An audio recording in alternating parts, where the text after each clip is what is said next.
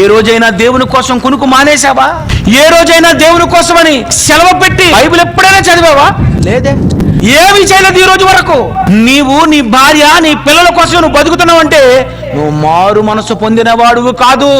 దేవుని కోసం ఎవరైతే బ్రతుకుతారో వాళ్ళే మారు మనస్సు అక్కరలేని 99 మంది. అంటే ప్రియమైన దేవుని పిల్లారా, మారు మనసు అక్కరలేని 99 మంది అంటే మారు మనసు అక్కర్లేని స్థితిలో నువ్వు ఉన్నావా?